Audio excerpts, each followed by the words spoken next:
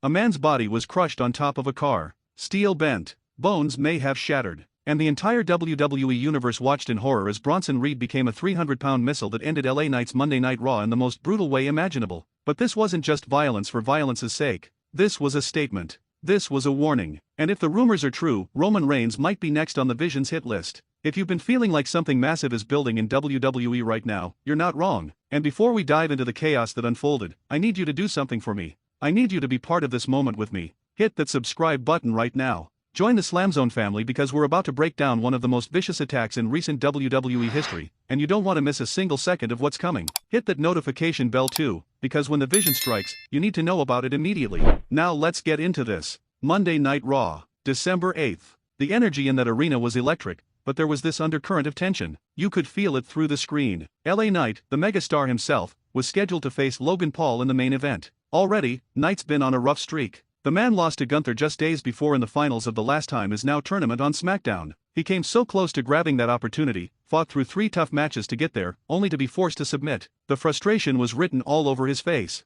And on Raw, during his promo earlier in the night, Knight said it himself. Things haven't been going his way lately. But here's the thing about LA Knight. The man doesn't back down. Ever. When Logan Paul attacked Rey Mysterio backstage, laid him out with those brass knuckles after humiliating the legend with a cheap shot, Knight didn't hesitate. He rushed to Mysterio's aid. He stood up for one of the greatest luchadors of all time, and in doing so, he painted a target on his own back. Paul accepted Knight's challenge for a match later that night, and you just knew something was brewing. The Vision had been lurking in the shadows since Survivor Series wargames. That masked man who took out CM Punk, Braun Breaker and Bronson Reed wreaking havoc, Paul Heyman pulling the strings, and now Logan Paul officially part of the group. This wasn't going to be a fair fight. The match itself was incredible. Knight and Paul put on a show. These two went back and forth, trading momentum like prizefighters in the 12th round. Knight was aggressive, throwing everything he had at Paul. The crowd was behind him, chanting his name, willing him to victory. You could see it in Knight's eyes. He needed this win. Not just wanted it. Needed it. After the loss to Gunther, after weeks of coming up short, this was his chance to prove he still belonged at the top of the card. Paul, to his credit, was no slouch. The YouTube star turned wrestler has become legitimately good in that ring, and he was matching Knight move for move. Then, as the match reached its climax, as Knight was building momentum and the crowd was reaching a fever pitch, the lights changed, the atmosphere shifted, and that masked man appeared again. The same figure who attacked CM Punk at Survivor Series. The same one who's been doing Seth Rollins' signature moves, the curb stomp that's become his calling card. The referee was distracted, trying to keep Bronson Reed and Braun Breaker away from ringside, and that's when the masked man struck. He slid into the ring like a viper, and before Knight could react, he drove Knight's head straight into the announce table with a devastating curb stomp. The sickening thud echoed through the arena. Knight was dazed, unconscious almost. His body went limp. Logan Paul, opportunist that he is, didn't waste a second. He climbed to the top rope and delivered his signature frog splash. The referee counted. 1, 2, 3. Just like that, LA Knight's night went from bad to worse. But this was just the beginning of the nightmare.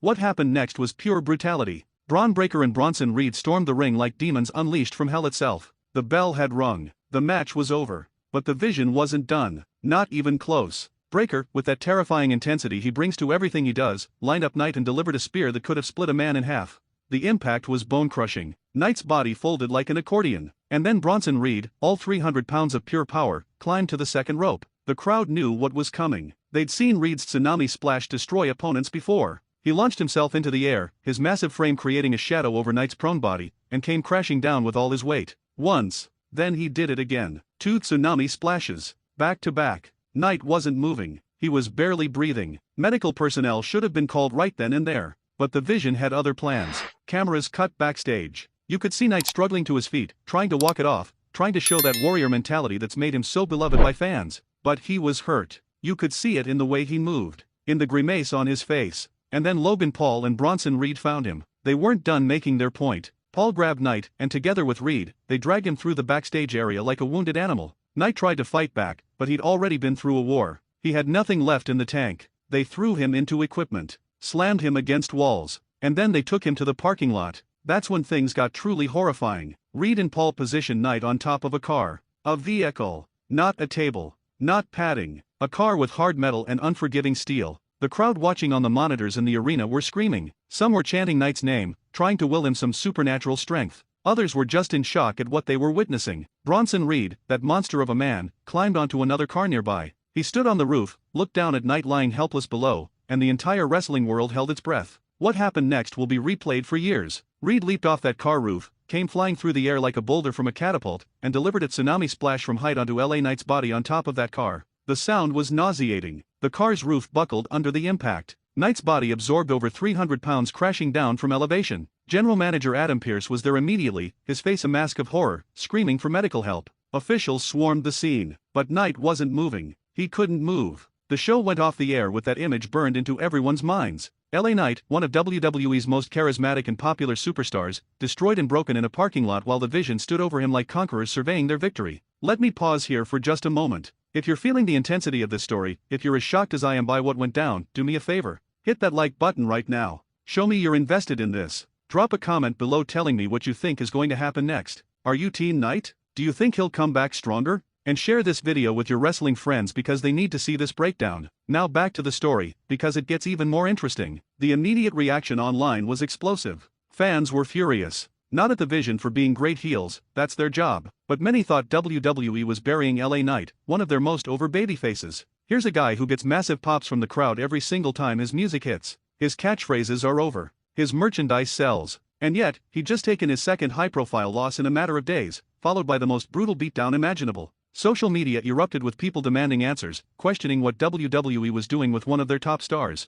Some even speculated that Knight might be leaving the company, that this was a write-off angle to remove him from television. But here's where the story takes an interesting turn. Reports came out from Fightful Select and other wrestling news sources that WWE officials were actually confused by the fan outrage. According to people backstage, this wasn't a burial at all. It was described as a standard story beat that would be revisited as the angle develops. LA Knight had actually re-signed with WWE in 2024 and still has several years left on his contract. He's not going anywhere. This was simply part of a larger storyline. The attack was designed to write Knight off television temporarily, giving the popular star a much-deserved break while building sympathy for his character and setting up an explosive return down the line. Think about the psychology here. Knight has been WWE's workhorse this year, working more matches than any other male wrestler on the roster. The man's been grinding non-stop, putting on great performances week after week. A short break makes sense both for his health and for the storyline. And from a narrative perspective, this attack accomplishes several things. First, it establishes the Vision as an absolutely dominant and ruthless faction. Second, it creates massive sympathy for Knight. When he returns, and he will return, the crowd is going to explode for him. That pop is going to shake buildings. Third, it sets up potential allies for Knight's comeback. Who's going to help him get revenge? Will CM Punk step in, considering he was also attacked by the Vision? Could Roman Reigns get involved? And that brings us to the most intriguing part of this entire situation. Roman Reigns, the Tribal Chief. The original Tribal Chief as he's now being called. There are very strong indications that Roman Reigns might be the Vision's next target. Think about the timeline here. At Survivor Series wargames, the Vision interfered to help win that match. The Masked Man took out CM Punk. Fast forward to this past Raw, and they've now systematically destroyed LA Knight. But there was another Raw recently where Roman Reigns himself got involved. He tried to even the odds when the Vision was overwhelming CM Punk and Knight, but instead, Reigns ended up getting brutalized himself. Bronson Reed hit him with multiple tsunami splashes. The same move that's become the signature destruction tool of this faction. Roman Reigns and Seth Rollins have unfinished business that goes back years. Rollins, who many believe is the true identity of the Masked Man or at least the mastermind behind him, was part of the Shield with Reigns. They've been rivals, allies, and enemies throughout their careers. And now, with the Vision growing in power, with Paul Heyman managing the group, and with Rollins pulling the strings, Roman Reigns represents the ultimate prize.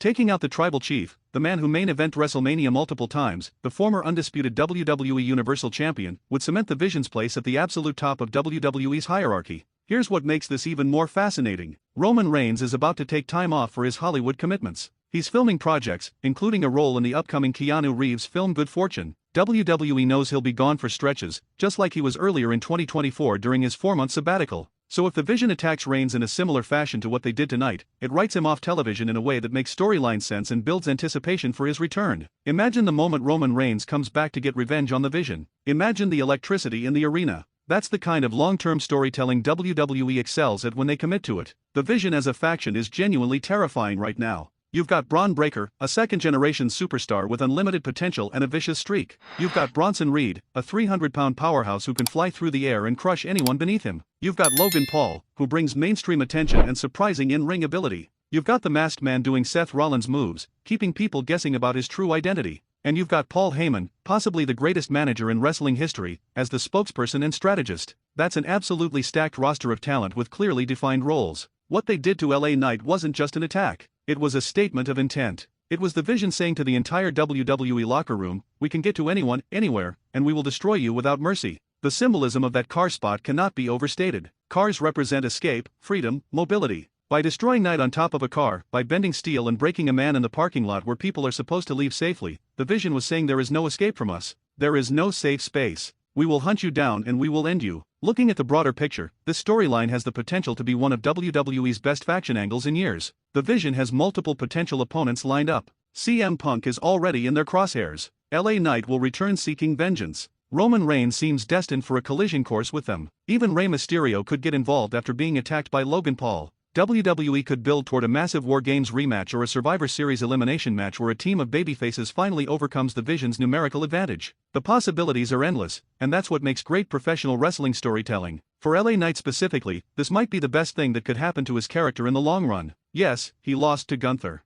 Yes, he lost to Logan Paul. Yes, he got destroyed in that parking lot. But suffering creates stars. John Cena became megastar after losing and getting beaten down repeatedly before his big comebacks. Daniel Bryan's entire main event run was built on being beaten down by the Authority and overcoming the odds. Stone Cold Steve Austin was at his most popular when he was fighting against the McMahons and the Corporation. When Knight returns, and he's backed up by weeks or months of video packages showing what the Vision did to him, the fans are going to rally behind him like never before. His promos will have even more fire. His matches will have even more intensity. And when he finally gets his hands on Logan Paul, or Bronson Reed, or that masked man, the catharsis will be incredible. The question now is, when does Knight return? WWE is smart about these things. They'll let the heat build. They'll have the Vision continue to dominate, maybe take out one or two more superstars. And then, at the perfect moment, probably at a major pay-per-view or a significant Raw episode, LA Knight's music will hit. The crowd will lose their minds. And the war will truly begin. That's the payoff we're all waiting for. That's the moment that makes all of this storytelling worthwhile. Before we wrap this up, I want to remind you one more time. If you're enjoying this breakdown, if you want more deep dives into WWE storylines and the moments that matter, you need to subscribe to SLAMZONE. We're building something special here.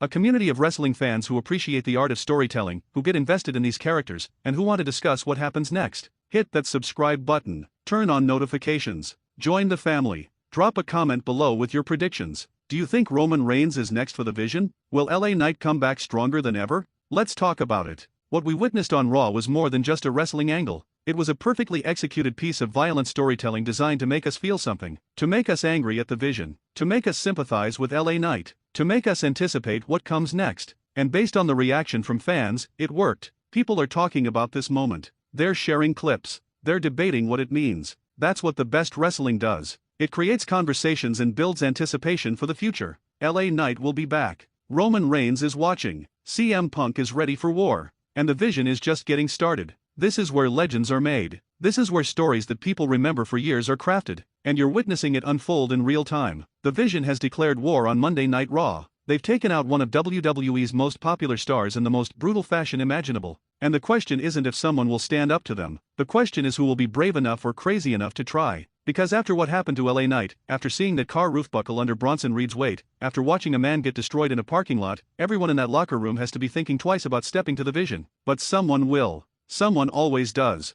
And when they do, the explosion is going to be seismic. Thank you for watching SLAMZONE. Thank you for being part of this journey with me. Remember to like this video, subscribe to the channel, share it with your wrestling friends, and hit that notification bell so you never miss another breakdown. We're living through an incredible time in WWE storytelling right now, and I'm grateful to experience it with all of you. Until next time, keep your eyes on the Vision, because their reign of terror is far from over. And keep believing in LA Knight, because the megastar isn't done yet. Not by a long shot. This is just the beginning.